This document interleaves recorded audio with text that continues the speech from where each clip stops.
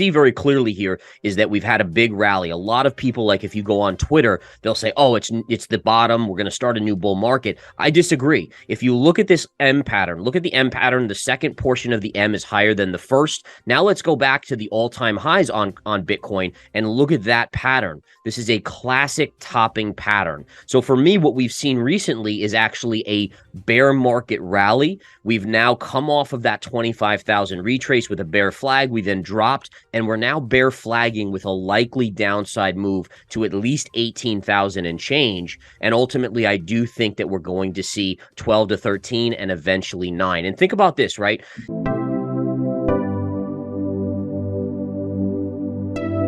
Approximately June of 2022, we've now seen this sideways chop. And if, again, look at that. Really, the low here, I mean, you briefly violated it in October, but aside from that, you've been going sideways for a long period of time. Now, when you're a technician like myself, you start to recognize that a pattern like this is what we call a wedge pattern, right?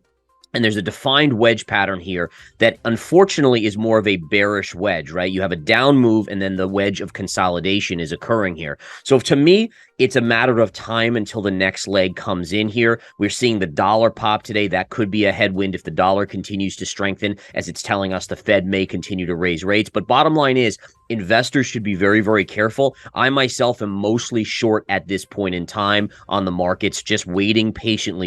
So this is tricky, right? So I'm a trader. I'm at my computer 24/7 almost. I mean, I sleep a little bit, but for the most part, I'm always monitoring during market hours. So I use what I call mental stops. The reason why I'm a little cautious on physical stops is when you deal with significant size, the algorithms can pinpoint where your levels are, and they tend to run your stops. And the term run your stops means basically they say, oh, there's this many players at this price that have a stop. Let's quickly tag them, make them get out of their positions, and then we'll move it in the correct direction. So for me, I'm a big fan of mental, as long as you have the discipline, which a lot of people don't have. But if you have the discipline to go by mental stops, then you want to use mental stops versus physical. What we see here is that you're in this wedge pattern. If we were to break above this wedge pattern, you'd have to assume this is the beginning of a move up. It doesn't mean we're going back to all-time highs, but we're likely going up to this 4320 level on the S&P 500. So really, once you're above this yellow trend line, that would be where you would say, okay, you now have to exercise that mental stop or physical stop and exit the position. But right now, again, notice we're having a nice little down day. We're hammering on this trend line. If this trend line breaks, this is where the next leg lower should kick in. And ultimately, I think I still have it pinned in that we're going down to pre-COVID levels on the S&P 500. That's around 3375 and potentially as low as 33,000 on the S&P. It's partially technical and it's also psychological, right? So you've been in this bear market for a long period of time. We've seen big names like the GameStops and the AMCs run. We've seen Coinbase have big moves. And so there's this kind of psychological want from investors that they want to see the revisiting of the craziness of 2021. The problem is the differences are enormous. You don't have the government sending out checks. You don't have interest rates at zero. You don't have massive quantitative easing. And so you're getting these kind of buy the dip mentalities of coming back in, hoping that the bottom is in. The problem is, and by the way, the bottom being in is being driven by a narrative that the Fed is getting close to halting their hikes and actually lowering rates. I disagree with that. I think they are getting close to the end of the rate hike cycle. I just don't think that they're ready to lower rates, especially with some of the inflation data that we've seen recently. So we'll probably see a 25 basis point hike in the next couple of weeks from the Fed when they have their, I think it's March 22nd meeting. But ultimately, the big kicker here is that you're going to see 5% interest rates for a long period of time. The Fed has made it clear they don't want to repeat the issues that Paul Volcker met in the 80s, and that's going to be what's going to really drive the economy into a recession. I think there's precedent for that because if you look back at the dot-com collapse, remember that the Fed actually lowered interest rates following the dot-com collapse, and we didn't see technology stocks, the NASDAQ, hitting new highs for really 15 to 16 years. So again, I think the issue too in this scenario is that you're going to see them starting to print or lower interest rates, and then it's going to create a bigger inflation concern, right? So if you don't get inflation back into the box and close that box tight, you're going to have the stimulus creating this fear or reality of higher inflation for longer periods of time. And this is going to be a battle that the Fed is going to wage for years to come against inflation. If you think about it, look at how long we've been in a market with underinflation, with sub 2%. Well, you know what? When you're sub for a period of time, it's likely that you'll be over to even it out for a period of time. And that's going to make it so when you have inflation high, it's going to be very hard for the consumer to really continue to spend at the levels they are able to or they want to before, obviously, the markets get back to all-time highs.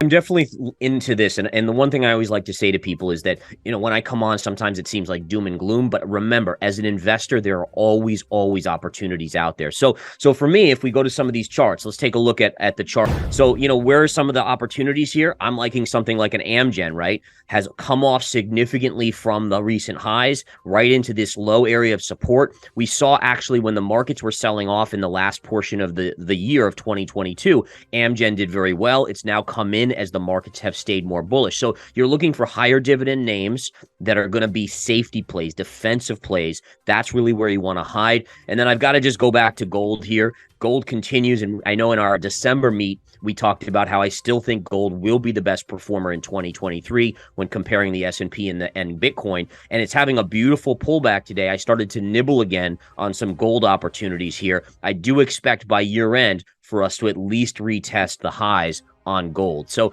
there are opportunities. And again, I think people have to just be very, very careful. This is not a market to really put all your money in. You want to leave some dry powder on the side so that you can actually react when the opportunities pop up.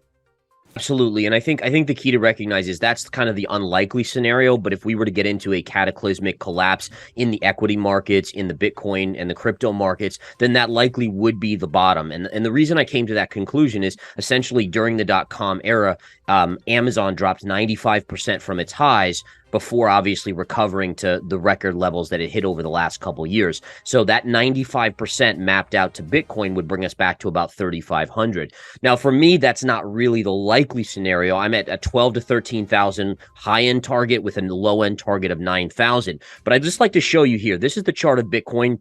And what we can see very clearly here is that we've had a big rally. A lot of people, like if you go on Twitter, they'll say, oh, it's the bottom. We're going to start a new bull market. I disagree. If you look at this M pattern, look at the M pattern. The second portion of the M is higher than the first. Now let's go back to the all-time highs on Bitcoin and look at that pattern. This is a classic topping pattern. So for me, what we've seen recently is actually a bear market rally. We've now come off of that 25,000 retrace with a bear flag. We then dropped, and we're now bear flagging with a likely downside move to at least 18,000 and change. And ultimately, I do think that we're going to see 12 to 13 and eventually 9. And think about this, right? You're in a scenario where if I'm correct that the economy is going to go into recession, then you're looking at the stock market probably with another 25 to 30% down from here on the S&P 500. Now tell me how Bitcoin doesn't go lower if the S&P drops 25 to 30%. We know it's a risk asset, at least right now. That's the likely outcome to the downside, in my opinion. All right, they're saying that generally the Bitcoin bear market, 2 years, give or take a little bit, like you're saying. And the issue here that I have with that is that, number one, we don't have a lot of historical bear markets in Bitcoin, 2, 3 bear markets since Bitcoin's inception. The other issue is that if you look at when we came out of that bear market in 2019 to 2020, it coincided with the COVID collapse, which then triggered the Federal Reserve to print more money than we have ever seen printed in history. And so the question is we're now in this new environment where I think it doesn't mean that the cycle won't play out exactly like it has. It just means we have to, as investors, take that into account, that there is no printing of money going on from the Fed and interest rates are a lot higher. So there is a precedent now that if you map that out, the Bitcoin bear market could even last a little bit longer, much like the stock market bear market. I have a couple positions short in crypto right now, and I do have a little Bitcoin on the long side as well. So I'm a little hedged. I'm kind of short alts right now versus being slightly long Bitcoin. But the key is this, is it's a very, very small position. And what I want people to understand is that you can still accumulate in this lower range. I'm still a huge long-time bull or long-term bull on Bitcoin. I still think it's going much, much higher than even 69,000. It's just you have to give it enough time to kind of digest what the Fed is doing. moving and kind of cycle out all the weak hands. So again, for me, it's just going to be continuing to accumulate. We get to 15, we get to 13, we get to 10, to 5. I will continue to kind of accumulate with a long-term view, but I'm not going to be someone that's chasing it at 25,000 on a pop here. I want to be patient. I want to be disciplined. And that's really what traders are going to be, right? If you're a successful trader, you are uber disciplined. This is the hardest thing to be. And the beauty of it is this, right? Is that I've been wrong on trades before. I've been wrong on many, but the key is that what I always understand as a technical trader is that if I miss one today and I'm wrong on it, there's always another one tomorrow. And that's the beauty of trading gold and silver and Bitcoin and ETH and stocks. And I mean, there's just so many things to trade that who cares if I miss one? Heck, I miss them every day. All you got to do is capture one or two here and there, and you become a millionaire.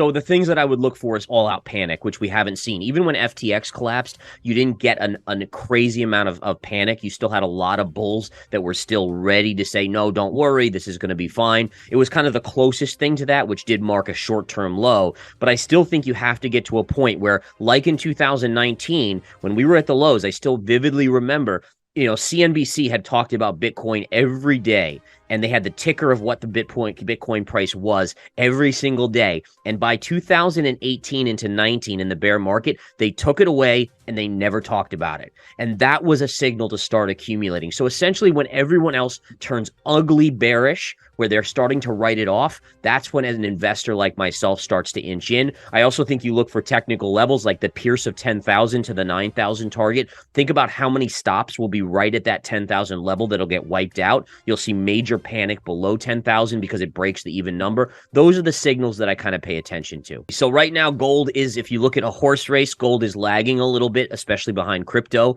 as of now. I think with the stock market, it's slightly lagging as well, but not by much after the recent selling action. But the bottom line is you have to go back to the bigger picture here. And what we see is an economy that has a lot of uncertainty. You have all the macro issues. You have higher inflation potentially for longer. And even though interest rates are inching up, the Fed will be forced to step on the side of interest rates and stop hiking, at least in the not too distant future, due to a weaker economy. That's going to hurt the dollar. The dollar will start to fall, and gold will start to break up. And what I love about this chart, you had a breakout, right? So here was your downside move here, little W bottom, and then you rallied up, you broke out, and then you retrace to the scene of the crime. You're getting a good pullback here. To me, this is a buying zone right here. Keep buying in this area. I expect it to break this down-sloping trend line around 1945 to 1950, probably within the next month or two. And then I think off to the races, we go to the double top of 2070. So for me, the charts are in alignment.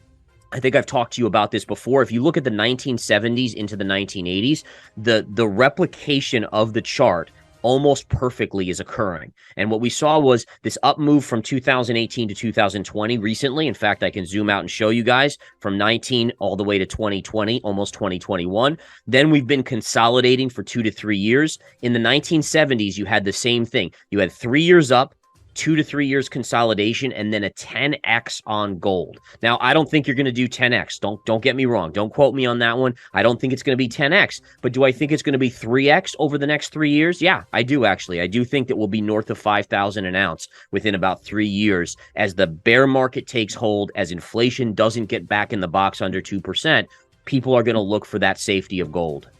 When interest rates are rising, yes. What you'll see and what we saw here, right? So starting in November of 2022 on this chart, look at the run gold had. That wasn't because people said, oh, the Fed is going to start cutting rates. It was just because they were going to pause. And that's what I'm expecting now too. So you're seeing a down day today as Jerome Powell's testimony in front of Congress was very hawkish, maybe a 50 basis point hike. But again, as soon as the Fed goes to the sidelines and just stops hiking, that's going to be the green light for investors to rock into gold, and gold to skyrocket. And I actually expect a measured move. Like you take this low here at around 1620 or so, all the way to about 1900 here. You should get a replication move, which guess what? Takes you basically up to the all-time highs up here. So it's not so much the Fed, basically needing to cut rates. It's just stopping the hiking will then push money into gold.